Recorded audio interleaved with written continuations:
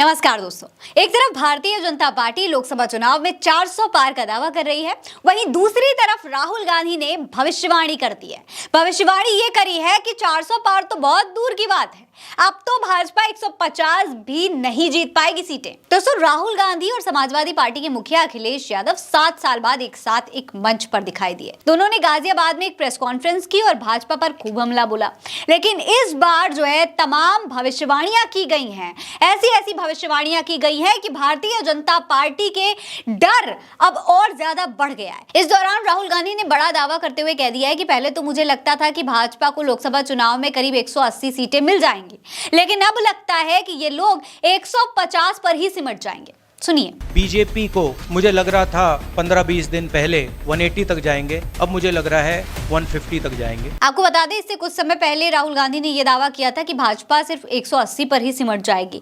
तब राहुल ने आरोप लगाया था कि सरकारी एजेंसियों का सहारा लेकर भाजपा मैच फिक्सिंग करने की कोशिश कर रही है। लेकिन इस चुनाव में भाजपा 180 सीट भी नहीं जीत पाएगी। तब राहुल ने यह कहा था, सुनिए। नरेंद्र मोदी जी इस चुनाव में मैच फिक्सिंग करने की कोशिश कर रहे हैं। ये जो उनका 400 सीट का नारा है, ये बिना ईवीएम के, बिना मैच फिक्सिंग के, बिना सोशल मीडिया और प्रेस पर दबाव डालकर खरीदकर ये 180 पार नहीं होने जा रहा है, सब मिलाकर। लेकिन दोस्तों, अब तो राहुल ने 180 सीट से 30 सीटें और घटा दी हैं और अब भाजपा के खाते में सिर्फ 150 सीट आने की बात कह रहे हैं। राहुल ने दोस्तों कांग्रेस के इंटरनल सर्वे के आधार पर यह दावा किया।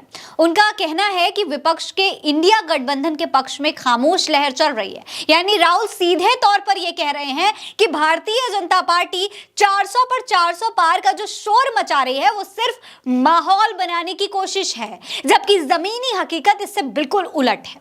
जमीन पर भाजपा की हालत बहुत पतली है, ऐसा दावा किया जा रहा है। राहुल ने यह भी कहा है कि एक तरफ राष्ट्रीय स्वयंसेवक संघ और भाजपा लोकतंत्र को खत्म करने की कोशिश कर रहे हैं, वहीं कांग्रेस संविधान को बचाने की कोशिश कर रही है। मुद्दों के बारे में ना प्रधानमंत्री और ना ही बीजेपी बात कर रही है। इसके अलावा वो ये भी बोले कि ये विचारधारा का चुनाव है। इंडिया गठबंधन संविधान और लोकतंत्र की रक्षा कर रहा है।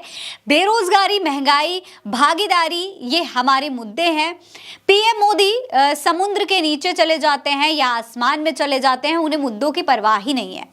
कुछ दिन पहले पीएम मोदी ने इंटरव्यू दिया, पारदर्शिता की बात की, लेकिन इलेक्टोरल बॉन्ड में चंदा देने वाली बातों का नाम क्यों नहीं बताया। यह इलेक्टोरल बॉन्ड सीधे तौर पर उगाही है। आपको बता दें, राहुल गांधी लगातार मुद्दों की बात कर रहे हैं, इलेक्टोरल बॉन्ड का जिक्र कर रहे हैं। वहीं दूसरी तरफ लोकसभा चुनाव का बिगुल बजे कई दिन हो चुके हैं। भाजपा प्रत्याशियों के समर्थन में खुद प्रधानमंत्री नरेंद्र मोदी रोड शो कर रहे हैं। उनके साथ मुख्यमंत्री योगी आदित्यनाथ भी रहे तमाम रैलियों में, जबकि रक्षा मंत्री राजनाथ सिंह भाजपा प्रत्याशी के नामांकन के दिन जनसभा को संबोधित कर चुके हैं।